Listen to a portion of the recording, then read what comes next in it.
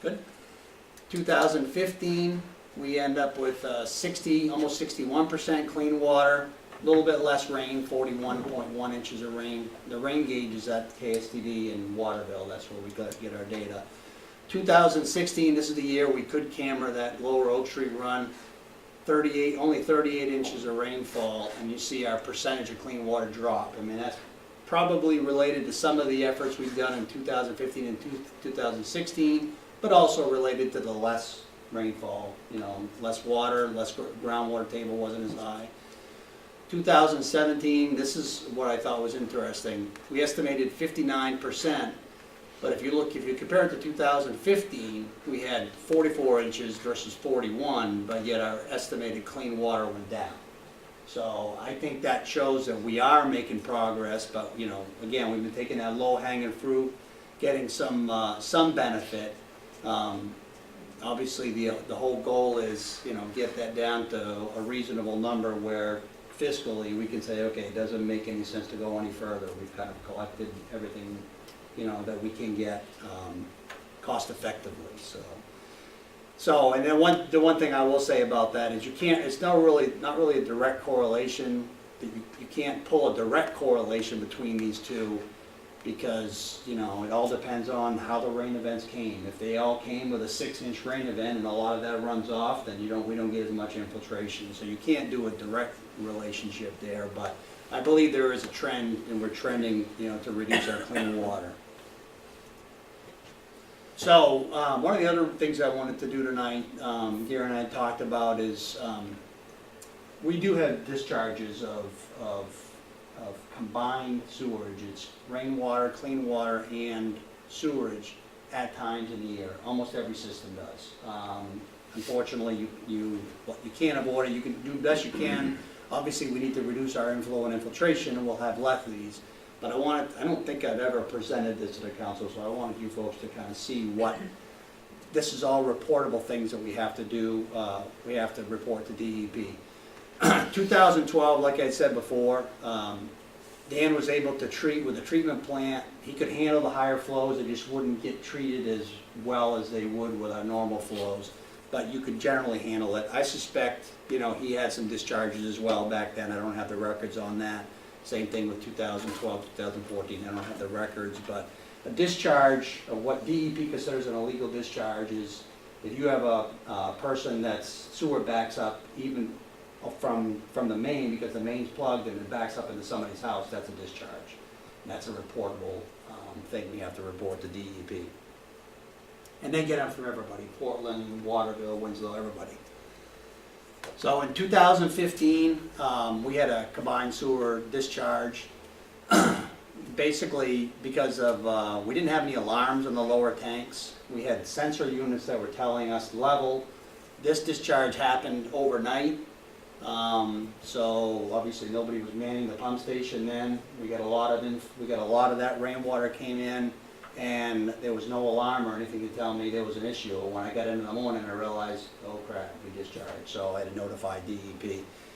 What we did to solve that is we put float alarms in storage tanks, number 1 and number 3. So basically, it'll call me and it'll say, you got to pay attention. So, and then I can come to the pump station. So we resolved that. DEP, we filed that with DEP, and they were happy. April, we had one of those events like we had just recently in January. Huge, probably a rainfall event that day on top of the snow melt. We ended up dumping an estimated almost 426,000 gallons into Messalonsky Street. That is diluted sewage, but it is sewage. Yeah. So what happens if you had a float alarm and you knew that there was a problem? What could you do when you get there? Well, like this one, I could have probably dealt with ahead of time, because I could have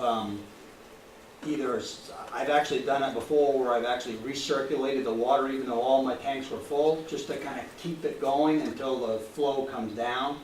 But like I said in one of the first slides, I can only pump 700 gallons a minute. So if I'm getting 1,500 gallons into me, and once my storage tank fills up, I can't do anything. And that's what happened here. You know, we were pumping 730 gallons a minute, and it just couldn't keep up. And once my 550,000 gallons were full, then it goes to this river. The only good thing about this is the way our tanks are set up. You really don't get solids, because all the solids are kept in the tanks the way those are set up, but you do get, you know, liquid going out. So obviously this is the whole reason, this is one of the reasons we need to continue on our efforts with inflow and infiltration, is to try to eliminate those from happening.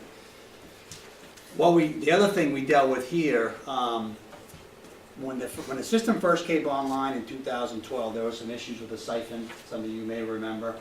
The town had to pay, I think 2 years in a row, about $5,000 to have a company come in and pig out the line, basically clean out the line, because the solids would collect in the siphon. So what we did after this event, what was happening here was the siphon would start to fill up, and we did have an alarm that would shut down our pumps. So what was happening is, I would be pumping, I needed to pump as much as I could and not have anything stop, but the siphon would shut down my pump. And then when it settled back down after 18, 20 minutes, then it would let me kick the pump back on. So what I believed at the time, and it ended up being, I think, correct, the project had put one smaller pump in that was supposed to run all the time. And then the two bigger pumps were there to supplement if you got a really heavy flows. What I believed at the time was happening was the small pump didn't have enough velocity in the siphon to get rid of that solids. So what was happening is they were building up, and then when I needed all the capacity, I didn't have it. So what I did was I pretty much shut down that 75 horsepower pump. I'll run it occasionally to exercise it, but I'm primarily using the 250 horsepower pumps, and knock on wood, since I think 2014 we haven't had to clean that line again. So I think we've solved that problem, but it just goes to show something simple like that can affect, and I think had I been able to continuously pump, I still would have had a discharge, but I could have reduced the volume. So 2017, we had a sewer discharge. Basically, our dialer that calls my phone died, and I didn't get an alarm. Came in the morning, found out we had discharge. Fortunately, that was only 10,000 gallons. Caught it early. The discharge didn't happen until I think like 5 o'clock that morning. We immediately, again, we have notified DEP, we immediately replaced that dialer, and knock on wood, we haven't had any issues since with that. January 13th this year, we had a 419,000 gallon discharge. If you remember, that was that big rain event we had, and we basically had a spring's worth of runoff in one day. And the same thing as we saw in 2015, I think it was. I was getting so much water, I could only pump 730 gallons a minute, just fill up my tanks, and it's pretty discouraging when there's nothing you can do, when you just know it's coming in and you can only pump so much. So we did report that. Those kind of things I think DEP understands, but I think they look at these and they expect us to go out into our system and start trying to remedy the inflow and infiltration issue. So that's, we notify them. They didn't require anything special in this case other than just, keep working on your inflow and infiltration, keep finding those and trying to get those fixed. January 29th this year, we actually had a root issue or a plug in our main.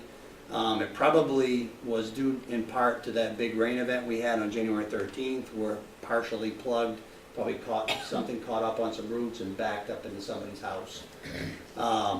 So we had to deal with that. The insurance company has to get involved in that. That's unfortunately, it does happen with sewer systems. All sewer systems unfortunately have those issues, but that's gonna kind of lead into something I want to talk to the council about next. So I also included in your packet there, one of the things that I talked to Gary about that I'd like to do, we've been doing this, but I'd like to kind of step up the processes. I got 3 quotes to do some continue on our cleaning and inspection of our sewer system. Our insurance company, talking with them, basically, unless you've been in that pipe, unless you've been in a pipe, if a pipe plugs and discharge into somebody's house, unless you've been on that pipe, done some maintenance on that pipe, and within a year, basically there's nothing they can do. You know, basically it's our responsibility to take care of that, or the insurance company has to pay the claim.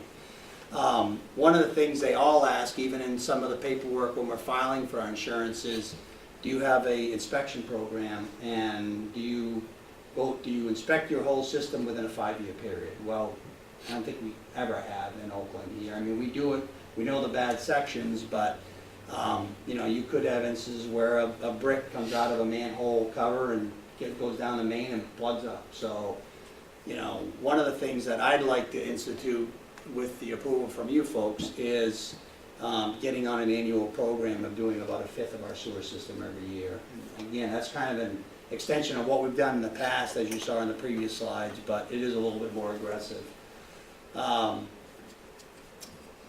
I'll talk about that. So that's one of the things I'd like to propose to the council. The other thing we're planning on doing is fixing that manhole at the railroad tracks. We're going to bring some of the manhole covers up to grade, some of the ones that are buried. We have to do that just to get in to access them, and obviously the ones that are buried, if there's an issue, I can't see, and that, you know, a lot of times that happens in the spring when the ground is frozen. So really need to get all those manholes eventually up to grade.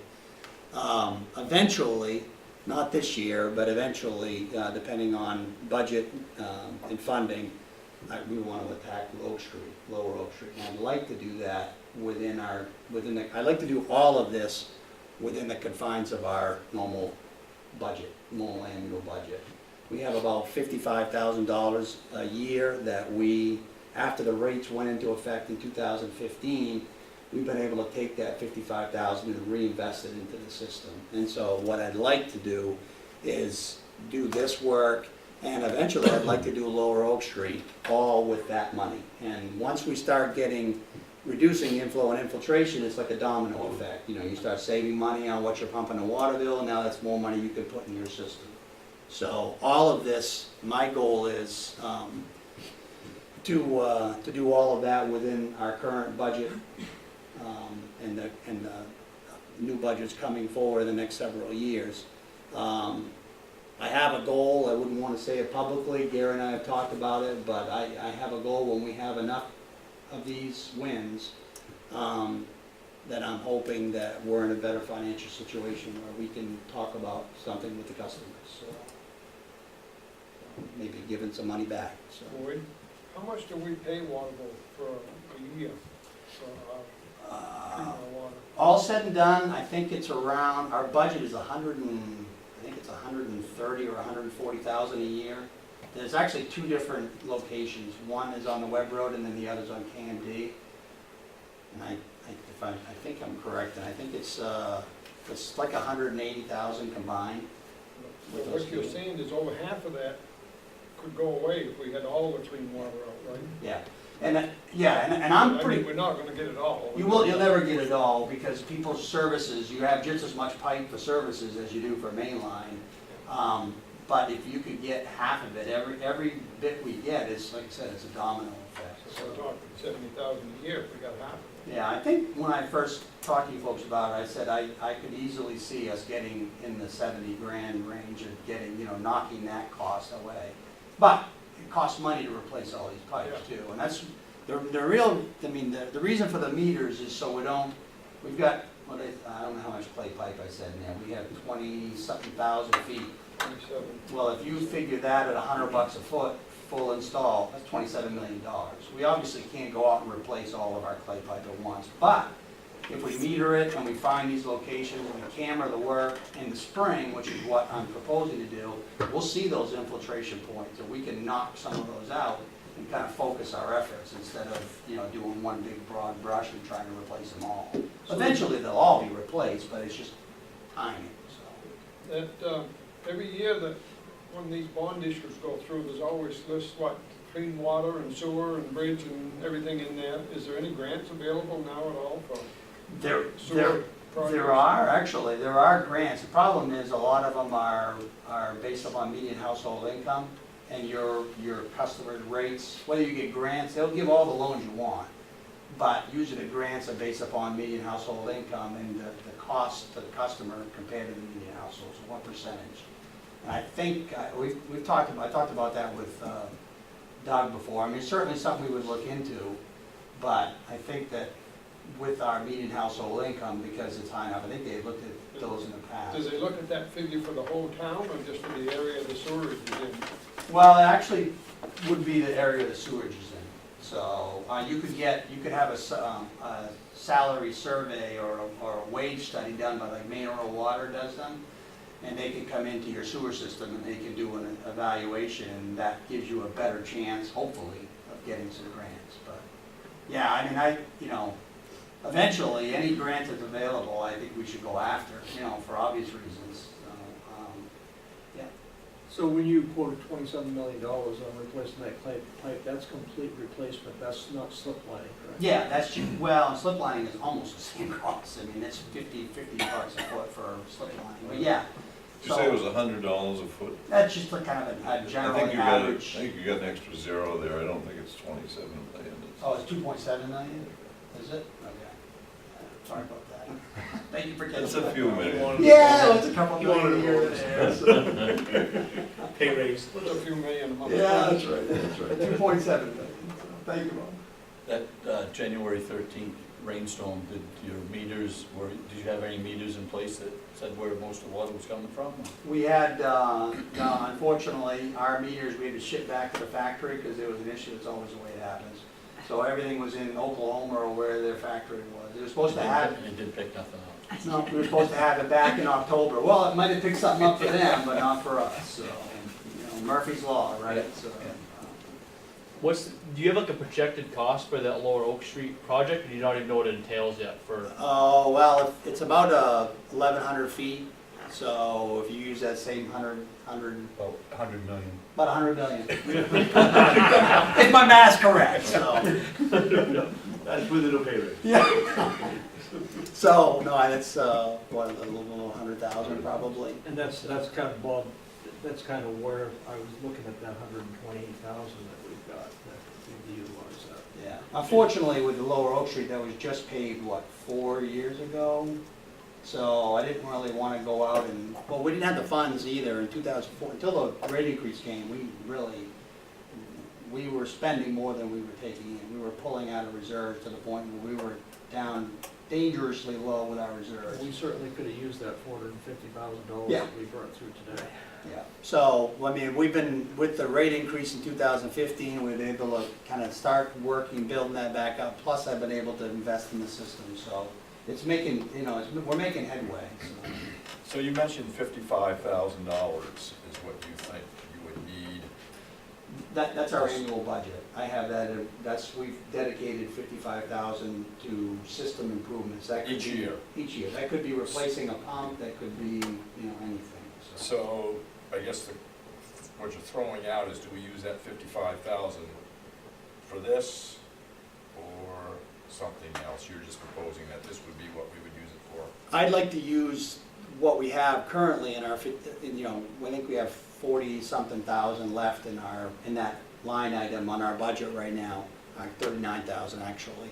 So I'd like to use this, and this, and this, yeah, all of these three things. I'm planning to use, this I need your approval on because that's a bid thing, obviously it's $15,000 to $20,000, it's a big item. I think these I would just normally do as a matter of course as part of that 55,000, so. I think, as I understand it from Doug and from Gary, because this is a bid thing, we need to get the council's approval on. And Boyd has sent out an RFP for quotes, and you've got the 3 quotes. And Yeah, that's on the paperwork that you've got there, so. So I have the question, in the past, I'm pretty sure I've seen Ted Berry's trucks around the lot. Yep. Have you used Easton Pipe and you happy with them? I've worked with them on other sites. I haven't used them here, but they're all pretty decent companies, so they've been around a while. Like I say, the only ones I've seen is Ted, so. Yeah, and we had Ted Berry actually do the slip lining up on Oak Street. They do a great job, it's just because of the size of the amount of dollars we're looking at, I mean, we really need to get a couple numbers. And Eastern Pipe was aggressive, so. So the cammering and cleaning the lines certainly gives us a lot of valuable information because we're able to see where the problems are. And so part of the reason for this presentation tonight was to discuss gaining approval so that we can get on this 5-year rotation and build our budget around doing this. So we'd like to discuss that, and if the council feels as though this is a prudent move, a decision, then we'd like to select the company to start with this year. Yeah, I'd like to add just one thing. This work is primarily, it's gonna serve two purposes. One, it's gonna make sure that our system is clean for our customers, so hopefully we can avoid any future backups. Never gonna get rid of them all, but hopefully we can avoid those. The side benefit to doing that is we get to see, if we do it in April, groundwater table's high, we're gonna see wherever the clean water's coming in, and we'll have a video inspection of that right on my computer, so we can say, hey, let's cut out this section of main if we find a bad section, let's replace this small section and stop leaking. So that's a big side benefit to that, but the main purpose is really to make sure our pipes are clean for our customers.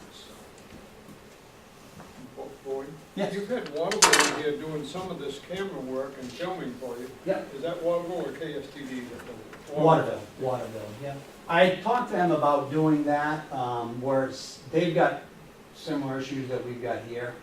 They've got a lot more pipe, I think they've got 50 or 60 miles of sewer pipe, and they're planning to keep their crew busy on their own system, so they didn't feel like they could take on this big of a project. So I still will call them for if I have an issue, like on Oak Street, where we had that issue, they'll be my first call because they're quite a bit cheaper. They're probably 70% what even Eastern Pipe is, but with being in bulk like this, they just felt like that would take away too much from what they need to do with water. So. We've had a lot of discussions on this, and we've even talked about buying our own equipment. You know, seeing if that's something that's plausible, but the cost of this stuff is astronomical. You know, the payback on it would be way longer than what we can. It'd be more cost effective to hire somebody to come do the service. That technical equipment like that changes every 2 years anyway. As soon as you buy something, it's outdated. And the cameras that they put in there are $30,000 cameras, so you hit a brick with it, you're probably into the thousands to get it fixed, so it's. So I noticed Sawtell Street Yeah. here is listed as Fiberg. I I think don't it's know what that is. fiberglass. Is that, yeah, that fiberglass manholes, and it looks like fiberglass pipe, but that's one of those Okay. that I want a camera to make sure that what I So think it is is. is fiberglass troubling like clay is troubling, or? They only use it for a very short period of time, if that So it's answers your troubling. question. That's the question, no. Yeah, it does tend to leak, so, PVC is the best, with the gasket of PVC pipe, so. So you need a motion from us? We would like to entertain the possibility of allowing us to move forward with this service, and so we would need a motion to allow us to get on a 5-year cycle, and then a motion to select the lowest bid, if that's the way we want to go. I'd make a motion that we start on a program here of trying to get onto a 5-year cycle if we can on our inspections. That's second. Second, conversation, discussion, all in favor? So we have 3 bids, the lowest one being Eastern Pipe Service. Boyd, is that who you recommend? Yeah, that's what I would recommend, based on cost. I've worked with Ted Berry, like I said, I've worked with Eastern Pipe on other projects. It's been a while since I worked with them, but I feel like they do a good job for us, so. And you know your expectations? They definitely know my expectations, yeah. And I'll be out there with them as we go, so if I run into an issue or I don't feel like they're doing the job, then I don't have any problem stopping them where they're at and sending them home, so. That was kind of, my question is saying 5-year program, this is a one-time, Yeah, this is only for this year. This is I would your bid, only, I would, yeah, if there's. see how it goes and. Yep, and I'm always talking to other superintendents that a lot of times you can group these together and you can get a bigger bang for your buck with it. So we're, all of us kind of talk, and so if we hear something bad about somebody, then yeah, they won't be on the next year's bid, so. And he actually has the money in his budget this year. This is something that won't go into next year's Yeah. budget. I'll make a motion to accept it, a little bit. Second. All in favor? Thank you. Next item is ballot clerk appointments. Another in front of you. Lee? So we had 2 recent caucuses, and as a result of those caucuses, we didn't get any list of ballot clerks given to us. So this is a list of the ballot clerks that we have had in the past. I'm hoping to have, I know we're going to use a lot of them. I'm hoping to have this list approved by the council. And then anyone else that maybe comes along, we could, we'll be able to use them too. I anticipate, especially in November. Is this for June and November? Yes. It's the annual appointments that we do in an even year. Is there going to be a big, are you going to be affected in June by the The right choice. silly new voting Yes. policy that we have? Yes, yeah. Yeah. Well, I And have- how will that affect you? I'm sorry, but maybe I need to clarify. I will not have every one of those ladies at the June election and the November. That's just a list that I'm submitting to you. Yeah. So how will you be affected in June? What's different? Do you still count everything the same way, or you don't count anything anymore? You put them in a box and the state trooper comes and, tell me what you do. We don't know that yet. We haven't had any training. We only have one memo from the state so far that's saying, get ready, any document that comes, please read it thoroughly. Kathy and I are going to training in May, and at that time, I guess they'll have all the, no, they won't have all the bugs on it, for sure, but, yeah, it's gonna be very, very different, because normally we count everything, we seal up the boxes this time, no, we won't be counting everything, and they'll be picked up by the But state you won't be counting, we'll still use, well, as far as you know right now, you'll still use the ballot machine, Yes, we will, and you'll get a tally, or not, or not. and, okay, I don't We have have. not received any education on this whatsoever. Okay, I don't have any further questions. And, but as soon as I do start getting some memos though, from the election division, I'll make sure that you get them in your boxes. But depending on how the ballots come out as a count, you might do it 2 or 3 times. Right? With ranked choice voting, it's gotta be a, She's not gonna do the counting. well, not counting, but elections. You may have to redo the election. Am I wrong? No, So, No? I'd say no, I'd say no. No? It won't work. you're gonna rank your choices when you vote, Yeah, your first, second, third choice, or whatever there is for choices. and the voting machine will not be set up in a way that you will be counting that section. It's because they all have to be voted up and taken to us. So everything else on your ballot will be just as it was. Real efficient way to do stuff. I'd make a motion, we accept this list of ballot clerks, Thank again, you. prepared. Second. All in favor? On the All library. you have is a public library report for February. There's nothing remarkable on there. If you have any questions, glad to answer them. And with that, that's all I have. Mr. Bowman, did you have anything tonight? Mr. Button? No, sir. Mr. Knight? No. Mr. Ringo? I'd like to make a comment on the legislative bulletins we've been getting from MMA this last few months here. A lot of talk about this discontinued road thing, and there's a couple other things that could affect us a lot. This property of senior citizens like me, that don't have to pay their taxes anymore, and maybe our legislative people, as soon as that is finalized, give us an update on how that's going to affect us, because I'm pretty confused reading those things. It's as confusing as a ranked But there is, it's a little hard to read those things and really tell how it's gonna affect us locally. I think it's gonna need to be analyzed a little at the time. That's all. The road